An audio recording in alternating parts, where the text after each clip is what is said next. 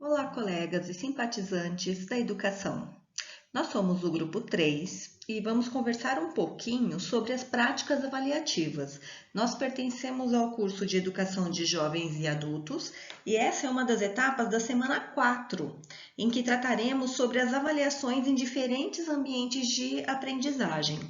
O grupo 3 é formado por mim, Fernanda Fernandes, e pela Clébia. Bom, para começar, a gente vai falar de uma das ferramentas que mais está sendo utilizado nesse período de ensino remoto, que é o Google Forms. Por quê? Porque ele facilita a vida dos docentes, por dar parâmetros para a gente, inclusive de correção, né? E dos discentes, porque ele trabalha com formulários, então é algo muito prático e que ajuda no dia a dia da educação. O segundo recurso que nós gostaríamos de apresentar para vocês é este chamado Kahoot. O que ele funciona, né? Como que funciona essa ferramenta? Ela desenvolve jogos educativos, então você consegue usar a sua disciplina e aplicar ela em formato de jogos. Com isso, o ensino ele fica como se fosse um desafio. Então, ele facilita a aprendizagem em diversas idades, porque os jogos educacionais, ele facilita o desenvolvimento. Outra ferramenta muito importante e que nós aprendemos, eu pelo menos aprendi durante este curso, foi o mapa mental. Por quê, gente? Ele facilita a maneira como a pessoa aprende. Nós sabemos que o discente, ele precisa de incentivo, ele precisa de desafios e ele aprende no tempo dele e de uma maneira diferenciada. Por isso que o mapa mental, ele facilita essa abordagem, ele facilita a etapa de aprendizagem e ele fica como que era antigamente os nossos resumos. A diferença é que é de uma maneira muito mais clara e específica para o aluno.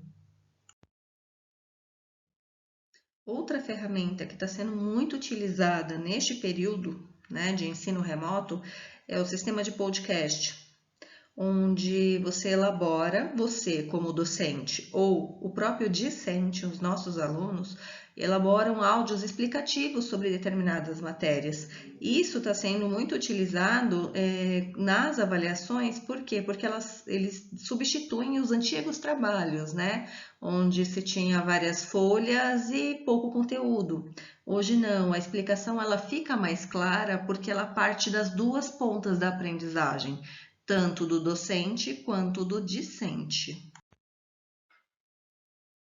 Outra ferramenta muito importante, muito utilizada e que a gente descobriu vários talentos com ela foi o YouTube, né? Onde os alunos eles conseguem gravar os vídeos explicando o conteúdo, os professores também.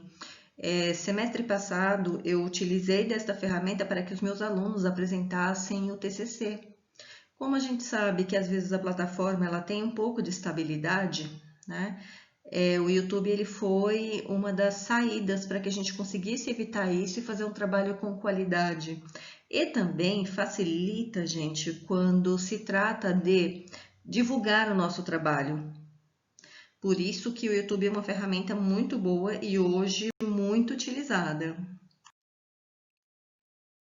Essa será a última ferramenta que nós apresentaremos para vocês, porém, é importante ressaltar que existem várias ferramentas muito boas. Este foi um universo em que a gente teve que desbravar.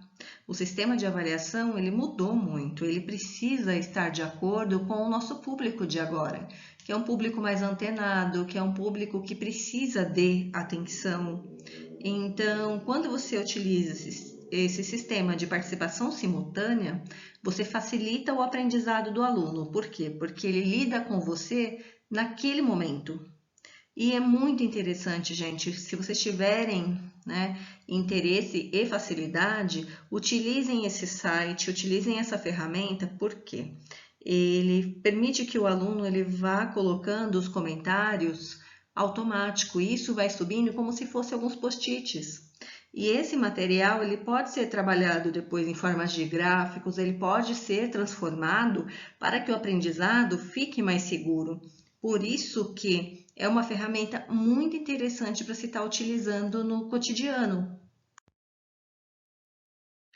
E para encerrar, nós agradecemos a participação de cada um de vocês. Encerramos com esta frase: avaliar deve ser um meio e nunca um fim. Por quê?